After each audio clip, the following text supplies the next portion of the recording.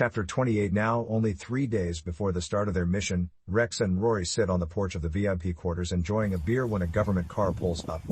Surprised, they see Dr. Rice getting out clumsily from the back seat, his arms filled with paperwork and a laptop with no case. Well, look who's here, Rory. Dr. Rice. What the hell does he want?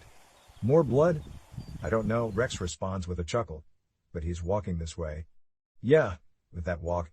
He always reminds me of someone who is lost or a little confused. And who dresses him? He always looks like he's wearing a rumpled-up gunny sack or something. Rory remarks quietly.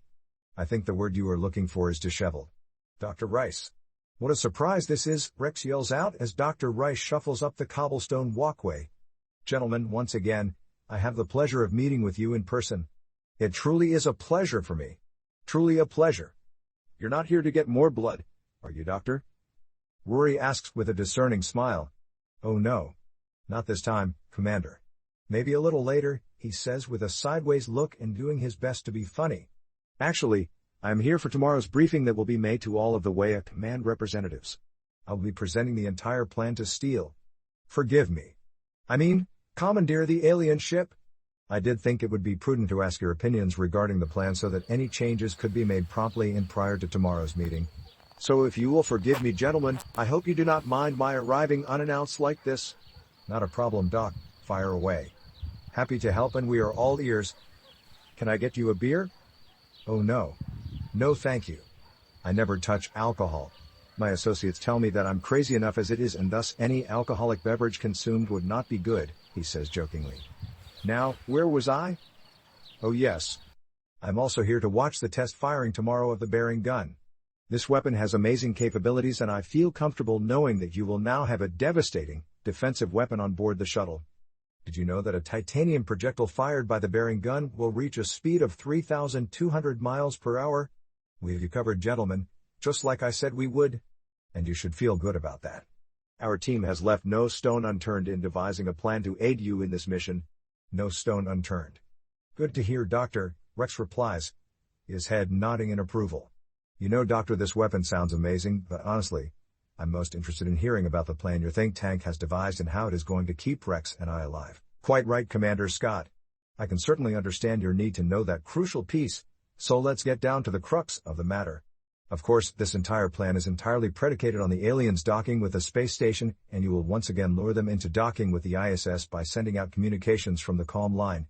You know, Doctor, we will still need some defense against that damn red beam they have, Rex remarks. Of course you will, Commander. We have designed reflective panels that you will install onto the hull of the ISS around the sea airlock area. These panels will absorb and reflect any laser beam or intrusive scanning beam that they might use. Have you tested the panels yet, Doctor? Rory questions. Yes. Yes, of course, Commander. With the use of these panels, the aliens will be unable to affect your well-being inside the habitat module. In essence. And I am happy to say it, gentlemen. You will be untouchable, at least in that small area of the station. With a quizzical look, Rory asks, so they board the station unaware that they have not rendered us incapacitated. Is that what I am hearing? Yes. Very good, Commander. Very good. You will, so to speak, play possum as the aliens board the station.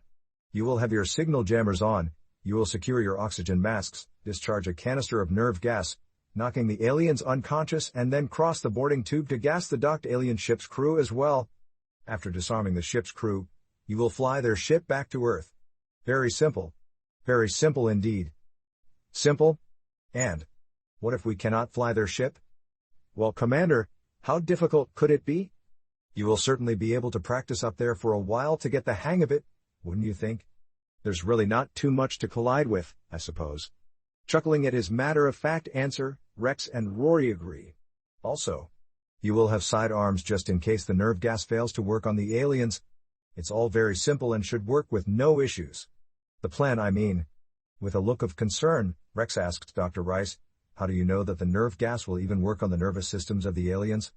That is a very good question, Commander. A very good question indeed. Based on the studies of the tissue samples that the two of you brought back, we have found that these creatures have a cell structure very similar to human red blood cells, and therefore the nerve agent should work based on the similar physiology they possess. It is all very simple, gentlemen, and should the gas not work, Well, simply shoot them with your side arms. Really? Rory says with amazement, Doctor, surely you must know that firing a bullet inside a pressurized module is not a good idea on any day of the week. Of course it's not, but these are bullets designed especially for this mission as we understand this concern clearly. You will have a chance to see how they work in the simulations you will participate in on the day before launch, Dr. Rice responds without looking up from his laptop. Rory looks at Rex, rolling his eyes, and Rex then responds to Dr. Rice with a tone of unprecedented seriousness. Doctor, I can't help but wonder what chance of success does your think tank give this mission? I'd be lying if I said the matter-of-fact way that this is being presented isn't a little concerning to both of us. Sensing Rex's concern, Dr. Rice stops his typing and looks squarely at both of the men. Commanders, we have it all under control. As I said, we have left no proverbial stone unturned. Our probability model rates your mission at a 95% chance of success. Are you certain of this, Doctor? Rory questions. Yes, Commander Scott. There is a very good chance of success. You see, we would not be sending you up yet if we were not sure we could give you every opportunity to succeed. Thank you, Doctor. One other thing of interest, Commanders, the aliens appear to be clones. Well, at least the one from which the tissue sample was derived. Clones? You mean that they are a genetically engineered enemy, Doctor? Rex looks puzzled. Yes, indeed. And their genetic design is, how should I put it, exquisite. Looking surprised, Rory asks, you mean to tell me that you got all of that from that tiny splash of a tissue sample? Why, yes, Commander. And thank you for retrieving it for us to study. It has been extremely helpful in formulating our plans. Extremely helpful. So, Doctor, when do we start a simulation of your plan? After all, I think it is critical that we have an opportunity to practice this scenario, don't you? Absolutely, Commander Huntley. Absolutely. You and Commander Scott, along with SEAL Team 1, will practice this upon your arrival at the ISS. We could have had you simulated here, but it seemed to be a better idea. For timing purposes. To practice it upon the station where you would be able to better execute the maneuver the way it will need to happen, especially because of the zero-gravity limitations, and ultimately have less chance of error. Will we be able to inspect the guns, the canisters, and the O2 masks prior to our departure? Certainly, Commander Huntley. Certainly. Additionally, you will have a security belt to nest the weapon in, as well as the signal jammer and the nerve agent canisters. I have a question, Doctor. And what might that be, Commander Scott? Why not protect the shuttle with this new panel technology? With the time constraints in which we had to work, we find that we only could manufacture enough of the panels to outfit the ISS at sea airlock. Soon, in the very near future, we will be able to protect the shuttle as well. For now, gentlemen, the bearing gun will have to be used for the shuttle defense. This weapon uses radar and computer software targeting, and it is a very formidable weapon. Very formidable indeed. How about the accuracy, Doctor? Rex asks as he leans back in his chair. Well, Commander, computer targeting enables your execution of a shot fired to be very accurate. In fact, the bearing gun can be utilized to hit stationary targets thousands of miles out in space with extreme accuracy. Can we target, if needed, the alien orbs with it, Doctor? Certainly. You can target and hit the orbs firing from the station, and the titanium ordnance cannot be detected by the aliens. So, what you're saying? That is, if I understand you correctly, we can fire upon them and they will never see it coming? If that's the case, what are we waiting for? Why don't we just blow them apart now? And we will, gentlemen. We will, but at the right time, you see. Yes, at the right time, we will destroy their orbs and their ships. Looking somewhat disgusted, Rory clasps his hands behind his neck and tells the doctor, I have to say, the sooner, the better as far as I'm concerned. Let Dr. Rice finish, Rory. Give the man a chance here. You're right, Rex. Please continue, Dr. Rice. My apologies. I understand your logic, Commander Scott, but first things first. As you can see, gentlemen, it is very important that this effort be executed as closely to plan as possible. The ISS is irreplaceable at this time, and it is important that it be secured as a forward operating base. We understand, Doctor. Let's hope that they do not destroy it before we can get back up there to stage this mission. Copy that, Rex. I too am in agreement with that statement. Total agreement. So, gentlemen, what do you think? Do you have any questions and/or comments? If so, speak up now. One last question, Doctor. Those reflective panels. How do they adhere to the station? Rex inquires.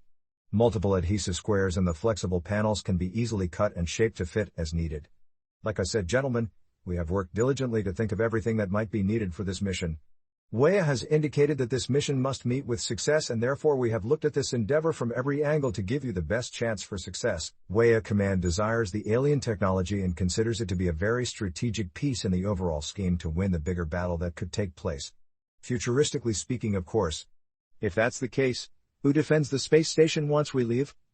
Your team will stay and defend the station until a second shuttle is minutes away from arriving at the station to soft dock. Thank you, Doctor. I don't think we have any further questions. Your think tank seems to have really nailed it down. At least you make it sound doable. Don't you think, Rory? Yes, your plan certainly makes it sound doable. It would appear, given the situation, we will need to make this plan work. After all, there is a lot riding on this. You're right, Commander Scott. There are, without question, an astronomical number of things riding on this, as you say. One last thing, gentlemen. You will, after securing the alien ship and crew, remain in a holding pattern until Command uploads a flight plan for you. At that time, one of you will fly the shuttle and the other the alien spacecraft, back to Earth. And if we are attacked at the station by more of their forces, we do not anticipate any immediate response from the alien command, such as sending another ship. Hopefully they will be confused as to where their ship is after they lose communication with it. They will, however, eventually understand they have lost yet another ship to the humans, and when they do, it is believed that we will have gained a measure of respect by this species regarding what we are capable of. Alien Command will certainly come to the realization that more ships could be lost, and with that realization, we will gain a bit of a psychological advantage. I am sure, at that point, the aliens will conclude, we are not, as they had suspected, an inferior species incapable of fighting back. We just want that realization to be later rather than sooner, to occur after we have captured this technology. I hope you're right, Doctor. I hope you are right. Picking up his many papers and closing his laptop, Dr. Rice gets up to leave, but remembers, by the way, you gentlemen will be leaving tomorrow for Kennedy Space Center. We are? I thought we were leaving the following day. Yes, that had been the plan, Commander, but as you know, this whole endeavor is very fluid. Certainly never a dull moment, it seems, for you two. Never a dull moment. It's very good to see you both again. I must get going as I see my car is waiting. I will need to get settled into my quarters and polish up my presentation for tomorrow's meeting. I will see you there. Rex and Rory watch as Dr. Rice shuffles, what appears to be quick for him, back to his waiting car. You know, Rex, I like that he wanted our opinions, don't you? Here you go again, Rory. Once more, I think it's more about him letting us know that we are leaving tomorrow and not about our opinions. I like the idea better that he actually values our opinion. Rory pouts. You do know, Rory, if this plan works, we will be forced to flip a coin to see who gets to fly the alien ship back to Earth.